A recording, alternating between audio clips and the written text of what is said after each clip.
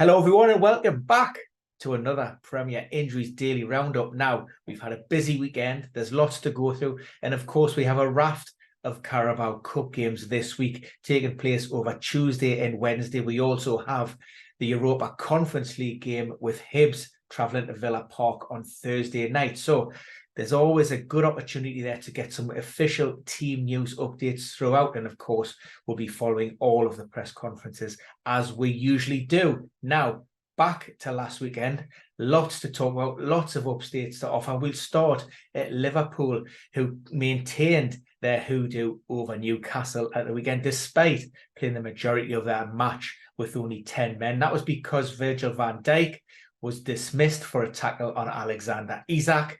For the home side, they lost Sven Botman to a nasty-looking right ankle injury. That was an awkward landing. Now, assessments are continuing, but suffice to say, he's 99% certain to miss out this weekend. Hopefully, we'll see a good response to treatment over the international break, and we might see him back then. But like I say, early thoughts are not great with regards to that. Sheffield United, they also played Manchester City on Sunday. A few updates from the Blade squad. We've seen the return of Ollie McBurney. Not fully match fit, but certainly in and around that match day squad. So that'll be a good addition to their group. Had a foot problem that he picked up in pre-season. So he'll be working his way back to full fitness. We also seen the return of George Bullock. That was a minor calf problem that kept him out of game week 2.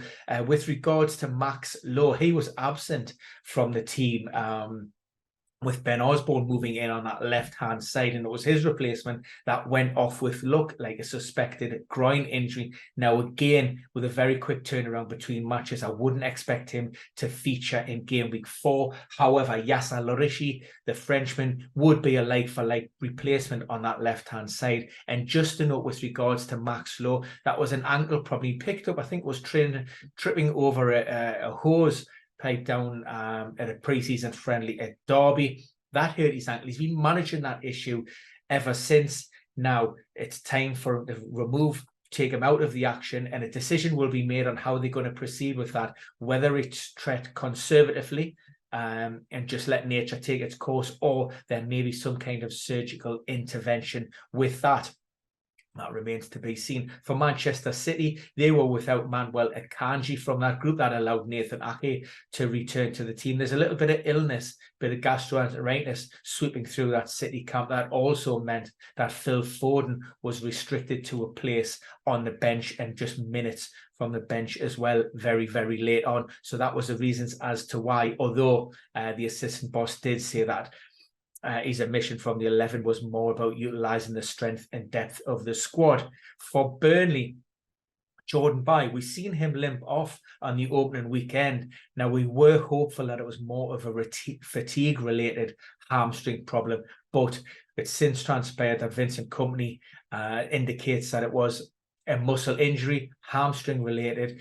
Thankfully, it doesn't appear to be as severe as first thought. So game week 4 probably out of the question, but fingers crossed, we're hopeful for a return after the international break. For Wolves, Hee-chan, I think he was making his first start, and unfortunately that ended on a sour note. Another setback, another hamstring related problem. I think that's 4 now reported over the last 12 months or so. In each occasion, we're looking at around about 3 to 4 weeks on the sidelines. So given that sort of timeline, we could be looking maybe mid to late September before he is back in action. A couple of injuries for Nottingham Forest, of course. They were very unlucky to leave on Old Trafford with nothing. A very dubious penalty decision. Again, referees favouring the home side with that one. But McKenna and Magala both picked up knocks. A bit of a kiss of death from manager Steve Cooper. Had been talking about how his squad was generally fairly fit and healthy, and the build up to that trip to Old Trafford, of course, they picked up another couple of injuries. For the home side, Rafael Varane was also replaced at half-time. Now, Eric Ten Hag referenced that the centre-back was feeling a little bit discomfort. Didn't go into any specifics. Don't know if that was muscle related, what we have seen with Varane previously. or not, so remains to be seen, and we should expect an update probably on Friday for that one. Harry Maguire is back in contention after recovering from a minor knock, and he could come in if he remains a Manchester United player. There are some reports in the media suggesting that Maguire and West Ham have reopened negotiations, although a deal is said to be quite a long way off. For Fulham, Andres Pereira, he returned to goal scoring ways, but unfortunately following that ankle surgery, he's still working his way back up to fitness, and he's one that will be checked after the weekend. West Ham United, they continue their great run, and that surprising and great win at the Amex Stadium, that 3-1 win, and put them temporarily top of the Premier League. But that win was marred slightly by the loss of Thomas Souček. That was a head injury. It looked a nasty one, but it wasn't recorded as a concussion substitute. So that was one that was maybe just done more of a precautionary measure. So all being well, and he will be evaluated, if he comes through all of those protocols, he should be absolutely fine. Another summer signing for West Ham, Dino Mavropanos, a former Arsenal centre-back. They brought him in from Stuttgart. He's arrived with lower back issues, not thought to be too serious, but certainly unexpected to return before the international break. It could be, like I say, he may not rejoin the first team in training until that period. So we could be looking at game week 5 and beyond for that. For Aston Villa, Emi Martinez, we were aware of a minor calf complaint, and that was picked up in that first leg against Hibs in the Europa Conference League. Now, on Friday, Unai Emery said that the Argentine was unable to train, but because the game was on a Sunday, they did have one final session on the Saturday. He didn't come through that. Robin Olsen was the goalkeeper to come in and start. We will have another update from Unai Emery ahead of this Thursday's match, so it could be that Emi Martinez isn't risk on Thursday, but certainly shouldn't be too far away in terms of a return at the weekend. And finally, just a couple of others just to be aware of. Nothing reported, but these are just observations.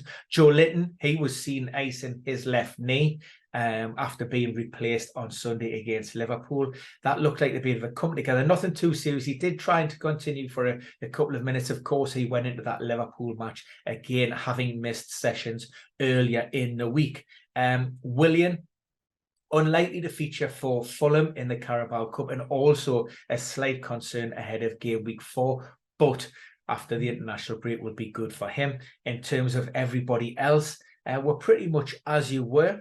But rest assured, as those updates become available, we will be posting all of the latest news either on the premierinjuries.com injury table or through our social media channels. And of course, you can always check out our YouTube channel.